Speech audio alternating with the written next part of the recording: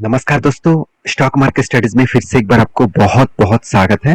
तो आज यहाँ पे मैं डिस्कशन करूंगा कुछ इंपॉर्टेंट कंपनी का अपडेट और उसके टेक्निकली चार्ट पैटर्न्स के बारे में। तो इस वीडियो बहुत मतलब इंफॉर्मेटिव होने वाला है, तो इस वीडियो को लास्ट तक जरूर देखना। और अभी तक अपने चैनल को सब्सक्राइब नहीं किया तो आप बहुत कुछ मिस कर रहे हैं। तो सबसे पहले चैनल को सब्सक्राइब करिए और साथ ही साथ आप टेलीग्राम को भी ज्वाइन करिए, जहाँ पे मैं प्रीवियस कोई भी टेक्निकली चार्ट पैटर्न्स बने तो सबसे पहले मैं आपको टेलीग्राम में अपडेट देता हूँ।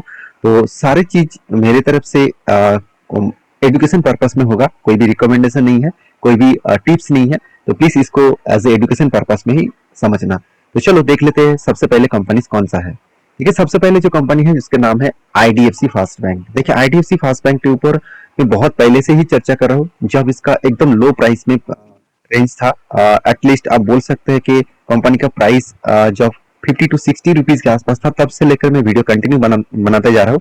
और मैं तब से लेकर आपको एक ही चीज बताते जा रहा हूँ कि आज नहीं तो कल वो कंपनी भागेगा। और आज देखिए 100 के ऊपर है, ऑलमोस्ट मतलब 100% का गेन यहाँ पे कंपनी दे चुके हैं। और किस तरीके से गेन दिया और किस तरीके से फिर से वो लॉन्ग जर्नी के लिए कंटिन्यू कर रहा है और कंपनी लाइफ टाइम हाई बनाते जा रहा है, तो उसके ऊपर मैं इस वीडियो आपके साथ शेयर करूंगा। और टेक्निकली चार्ट पैटर्न्स भी दिखाऊंगा कि कौन सा लेवल में वो एंट्री लेवल भी मिला है। तो सबसे पहले कंपनी के परफॉर्मेंस के दो चीज आपको मैं दिखाऊंगा कि कंपनी का प्राइस देखकर आपको ये लग रहा है कि कंपनी पेनी स्टॉक है। ऐसे बिल्कुल भी नहीं, कंपनी कोई पेनी स्टॉक नहीं है।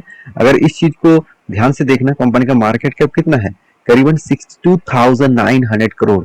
तो ऑलमोस्ट एक लार्ज कैप टाइप कंपनी बोल सकते हैं। और जब लार्ज कैप कंपनी इसका अगर प्राइस अगर कम हो तो उस कंपनी के ऊपर एक अपॉर्चुनिटी के हिसाब से देखना चाहिए, क्योंकि सस्ते दामों में कंपनी, और वो भी इतने लार्ज कैप टाइप कंपनी आपको सस्ते दामों में मिल रहा है, यही सबसे बड़ी बात है। और कंपनी देखिए खासियत क्या है, कंपनी का पी रेशियो एकदम रिजनेबल में है। और आरओसी आरओई में कुछ खास परफॉर्मेंस ना दिखे, फिर भी आरओई जो रिटर्न ऑफ इक्विटी जो बैंकिंग के सेक्टर में देखना चाहिए, वो यहाँ पे प्लस पॉइंट के हिसाब से देखने को मिला। अभी देखिए कंपनी कर्जा भी अच्छा खासा ले, इस बार अच्छा खासा कर्जा उठाया। ऑलमोस्ट कंपनी का डेप्थ 7.80 के आसपास है, मतलब कंपनी अच्छा खासा यहाँ पे कर्जा भी उठाया है। इस अच्छा खासा कर्जा उठाने के बाद कंपनी की जो एनुअली इनकम है वो भी यहाँ पे अच्छा खासा ग्रोथ भी हुआ। तो सिर्फ कर्जा नहीं उठाया कि ऐसे चलो कर्जा ज्यादा उठा लिया और कंपनी का इनकम नहीं हो रहा है, ऐसे बिल्कुल भी नहीं। कंपनी जितना मार्केट कैप है उससे दुगना के आसपास, दुगना नहीं यहाँ पे 4 गुना मैं कहूंगा, तो 4 गुना के आसपास यहाँ पे कंपनी का कर्जा है।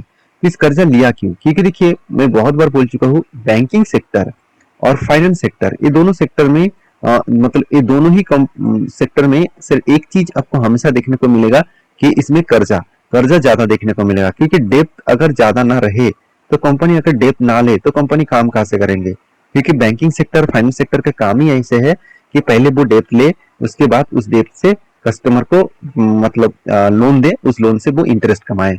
तो मेरे हिसाब से इस कंपनी ने अच्छा खासा लोन लिया, अच्छा खासा प्रॉफिट भी किया। और लोन के जो अमाउंट्स है, अगर आप देखेंगे तो आपको ये चीज देखना है कि बोरिंग्स में क्या दिखा रहा है। देखिए बोरिंग्स में अगर आपको लॉन्ग टर्म शॉर्ट टर्म कोई कर्जा दिखे, तब सोच लेना कंपनी के ऊपर बर्डन है और कंपनी के ऊपर रिस्क का माहौल देखने को मिला है। अगर वही चीज आपको एज ए आदर्श बोरिंग्स में दिखे और देखा है तो लीज लाइबिलिटी में दिखे, तब ठीक ठाक है। तो आदर्श बोरिंग में ही कंपनी को 2 लाख करोड़ के आसपास कर्जा दिखा। इसका मतलब कंपनी लोन देने के कारण ही मार्केट से पैसा उठाया है, खुद के बिजनेस को चलाने के लिए पैसा नहीं उठाया। अगर कंपनी मान के चले लॉन्ग टर्म बोरिंग्स के लिए पैसा उठाया, तो सोचना कंपनी खुद के बिजनेस को ग्रोथ करने के लिए पैसा उठाया। मगर यहाँ पे बैंकिंग सेक्टर में खुद को बिजनेस तो ग्रोथ नहीं कराना है, बैंकिंग में कराना है खुद का जो मतलब बिजनेस है लोन देने का, उसके ऊपर ध्यान देना है। तो ध्यान दीजिएगा, पहले देखिए 2017 में, 2018, 19 इस तीनों सालों में कंपनी जितना लोन मार्केट के लिए उठाया था, उतना उससे भी ज्यादा लोन खुद के लिए उठाया। तो इसका मतलब तब कंपनी के ऊपर प्रेशर था, इसीलिए उस टाइम कंपनी का हालत खराब था। अब 2016 सॉरी 17, 18, 19 इस 3 साल का याद रखना। मैं जब चार्ट दिखाऊंगा तब इस साल का मैं चार्ट आपको दिखाऊंगा। तो उससे पहले सबसे पहले आपको एक चीज दिखा दूं, एज ए इन्वेस्टर, इन्वेस्टर के बारे में बात करूं, एज ए प्रोमोटर के बारे में बात करूं, तो प्रोमोटर कौन है? प्रोमोटर है आईडीएफसी फाइनेंशियल होल्डिंग्स कंपनी। तो आईडीएफसी का जो फाइनेंशियल होल्डिंग्स कंपनी है वो ही इसका प्रोमोटर है, और उसके पास 39% का होल्डिंग्स है। अगर इस चीज को मैं ध्यान से दिखा दूं, देखिए आईडीएफसी फास्ट बैंक होल्डिंग्स जो है वो ही सारे के सारे माल खरीद के रखे हैं, और कोई दूसरा कोई प्रोमोटर नहीं है। तो मेरे कहने का मतलब है अच्छा खासा प्रोमोटर ने होल्डिंग्स उठाया, उसके बाद एफआईएस ने उठाया, डीएस ने भी उठाया, पब्लिक ने उठाया, गवर्नमेंट के पास भी होल्डिंग्स है। इसका मतलब हर किसी के पास इस कंपनी का होल्डिंग आपको देखने को मिलेगा। तो ये एक प्लस पॉइंट के हिसाब से सोचना चाहिए, एक प्लस पॉइंट के हिसाब से देखना चाहिए। बाकी आप समझदार है उस हिसाब से जरूर काम करिए। तो कंपनीज के जो फंडामेंटल तो देख चुके हैं, अभी कंपनी का टेक्निकली चार्ट पैटर्न के बारे में बात करूं उससे पहले कंपनी के जो शेयर होल्डर है उसमें म्यूचुअल फंड वाले ने क्या किया, मार्च अप्रैल मई इस तीनों मंथ में बाई किया, जून मंथ में सेल ऑफ किया, जुलाई में बाई किया, अगस्त मंथ में सेल किया। तो अभी अगस्त मंथ में सेल क्यों किया गया उसके पीछे कारण भी है। देखिए आपको मैं चार्ट पैटर्न में दिखाऊंगा। तो अगस्त मंथ कहाँ पे आया, अगस्त मंथ आया एक्चुअली यहाँ से। तो इस जगह से कंपनी के ऊपर कुछ सेल ऑफ किया गया। देखिए इसके वॉल्यूम भी कम हो गया। सेल ऑफ करने का मतलब ये नहीं कि बिग क्रैश हो जाएगा, ऐसे बिल्कुल नहीं। सेल ऑफ करने का मतलब है यहाँ पे वॉल्यूम कम हुआ, मतलब इस जगह पे कंपनी का बायर से ज्यादा सेलर एक्टिव था। तो अगस्त मंथ में इस जगह पे बायर से ज्यादा सेलर एक्टिव था। अभी देखिए कंपनी का हालत कब खराब हुआ था, 2017 में, 2018 में, 2019 में। क्यों इस टाइम खराब होने के पीछे एक ही कारण था, कंपनी कर्जा तो लिया था मगर खुद के लिए, बिजनेस के लिए नहीं है। इसलिए कंपनी के ऊपर यहाँ पे बर्डन ज्यादा देखने को मिला और कंपनी के ऊपर क्रैश देखने को मिला था। तो कंपनी एक लॉन्ग यहाँ पे स्ट्रक्चर बना चुके हैं, लॉन्ग के cough with handle pattern create हुआ है और उस हिसाब से यहाँ पे ब्रेकआउट भी हुआ और ब्रेकआउट के होने के बाद यहाँ पे कंटिन्यू भी कर रहा है। तो ब्रेकआउट होने के बाद, ब्रेकआउट जब हुआ था तब भी मैं आपको वीडियो बना के शेयर किया था और मैंने आपको ये भी बताया था कि कंटिन्यूसली जब ब्रेकआउट होने के बाद जब कंटिन्यूसली रन करते हैं, जो जो सामने रेजिस्टेंस आएगा वहां पे रुकेगा। तो इस जगह पे कंपनी का एक रेजिस्टेंस था, यहाँ पे रुका और आगे चल के कोई रेजिस्टेंस नहीं बना, कंटिन्यूसली अभी जर्नी हो रहा है। तो मेरे हिसाब से एक बेस्ट जर्नी आपको देखने को मिलेगा और बेस्ट एक टारगेट देखने को मिल सकता है।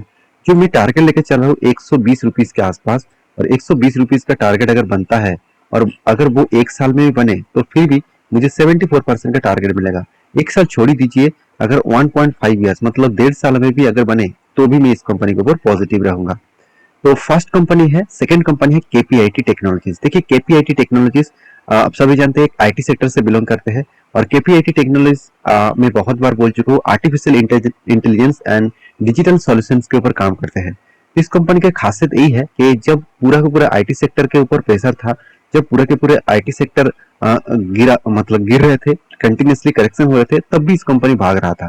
क्यों भाग रहा था? ये कंपनी ऑटो इंडस्ट्रीज के ऊपर, उसके साथ साथ एक आर्टिफिशियल इंटेलिजेंस के ऊपर काम कर रहा है। तो एआई और ऑटो इंडस्ट्रीज इस दोनों सेक्टर के ऊपर काम कर रहा है जो फ्यूचर में हाई ग्रोथ होने वाला है। तो मेरे हिसाब से इस कारण के वजह से ही आज कंपनी टॉप लेवल में है और आज कंपनी कंटिन्यूसली भागते जा रहा था। देखिए सर कंपनी का शेयर भाग रहा था तो आप खुश हो जाएंगे, ऐसे बिल्कुल भी नहीं। कंपनी का परफॉर्मेंस भी देख लीजिए, अगर परफॉर्मेंस सही है उसके बाद शेयर भाग रहा है तो ठीक है।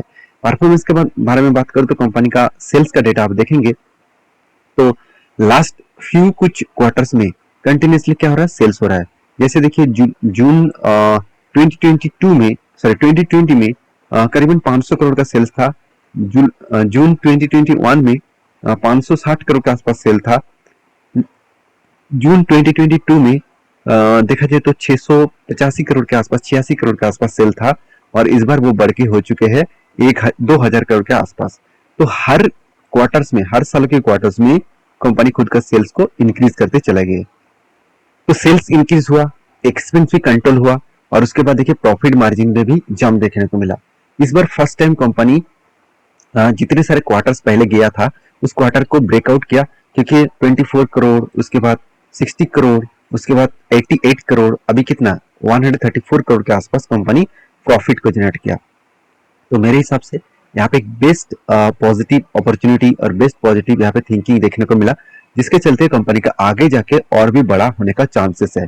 तो मैं केपीआईटी के ऊपर बहुत बुलिश हूँ, क्योंकि एक रिपोर्ट के माध्यम से भी आया था कि बहुत सारे मतलब दिग्गज इंस्टीट्यूशन ने या क्या क्या इसको मतलब क्रैश होने का एक न्यूज अपडेट दिया था कि इस कंपनी क्रैश होने वाला है और इसके ऊपर करेक्शन देखने को मिलेगा। तो ये सब बातों को सुनकर आप कभी भी डिसीजन मत लेना, क्योंकि बड़े बड़े ऑपरेटर यही करते हैं कि वो मार्केट में न्यूज फैलाते हैं और उस न्यूज के कारण रिटेल पब्लिक डर के वो माल बेचते हैं और वही माल वो बड़े बड़े इंस्टीट्यूशन खरीद लेते हैं। तो प्लीज किसी का रूमर से कभी भी शेयर मत बेचना, आप खुद आंखों से देख लीजिए। कुछ अगर परफॉर्मेंस अच्छा है तो उस कंपनी को कोई गिरा नहीं सकता। हाँ, अगर ऑल ओवर ग्लोबली मार्केट में इम्पैक्ट आए, ऑल ओवर इंडियन मार्केट में इम्पैक्ट आए, तब सारे के सारे शेयर गिरे हैं, तब गिरे तो ठीक है, मगर उसके अंदर सब कुछ ठीक है तो फिर भी उस शेयर गिरने का चांसेस कम है।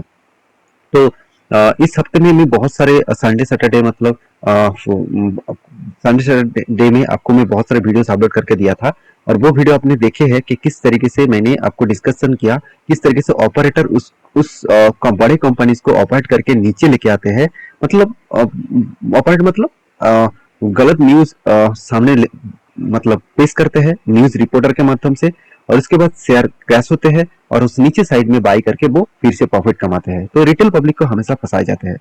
तो इस कंपनी के ऊपर मैं टेक्निकली चार्ट पैटर्न दिखाऊंगा, उससे पहले कंपनी का जो परफॉर्मेंस है वो आपको दिखा दूं। लास्ट डे में मतलब 15 सितंबर में कंपनी के ऊपर अच्छा खासा वॉल्यूम जनरेट हुआ। अभी यहाँ पे वॉल्यूम जनरेट हुआ, इसका मतलब कुछ ना कुछ तो बड़ी चीज होने वाला है। तो वॉल्यूम जनरेट हुआ, उसके बाद आप चार्ट पैटर्न देखेंगे तो ध्यान से देखना कंपनी के ऊपर वॉल्यूम कहाँ पे जनरेट हुआ।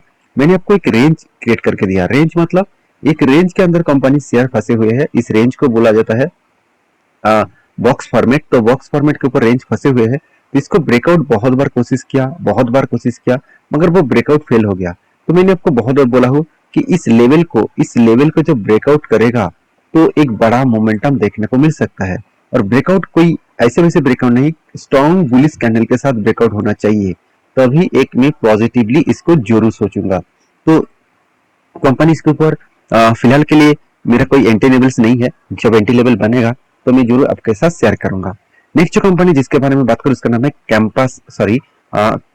Camps Computer Age Management Services Limited. देखिए कैम्स एक म्यूचुअल फंड ट्रांसफर एजेंसी है, और इस कंपनी के माध्यम से जितने सारे म्यूचुअल फंड कंपनीज है वो खुद का शेयर को ट्रांसफर करते हैं। मतलब मान के चलिए आपने म्यूचुअल फंड खरीदारी करके रखे हैं, तो आप जब सेल आउट करेंगे तो इसी कंपनी क्लियरेंस देंगे। तो इसका एक मोनोपोली जैसे बिजनेस चलता है, इस कंपनी का मोनोपोली जैसे एक पॉजिटिविटी देखने को मिला है। और इस कंपनी के ऊपर लास्ट कुछ फ्यू डेज में कंटिन्यूसली बाइंग होता जा रहा है, कंटिन्यूसली कंपनी भागते जा रहा है। उसके पीछे कारण भी है। कारण कौन सा है?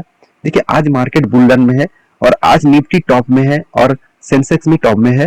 तो जब मार्केट बुल रन में होते हैं तो हर कोई व्यक्ति स्टॉक मार्केट में निवेश करने के लिए आते हैं। देखिए जब मार्केट में खराब न्यूज आए तो हर कोई व्यक्ति मार्केट से भागना चाहते हैं, और जब मार्केट बुल रन में हो और टॉप में हो, हर किसी को यही लगता है कि मैंने मार्केट को मिस कर दिया और मुझे इस टाइम में ही निवेश करना चाहिए। तो इस टाइम में लोग स्टॉक मार्केट में म्यूचुअल फंड में निवेश करते रहते हैं, और जब ज्यादा लोग म्यूचुअल फंड में निवेश करेंगे तो डायरेक्टली फायदा किसको होगा? कैम्स को होगा। तो इसलिए कैम्स का जो फिगर आउट है, मेरे हिसाब से जो क्वार्टरली रिजल्ट है, जो पिछली बार का जो रिजल्ट में कंपनी का प्रॉफिट हुआ था 73 करोड़, मुझे लगता है इस बार कंपनी का प्रॉफिट और सेल्स बढ़ने वाला है।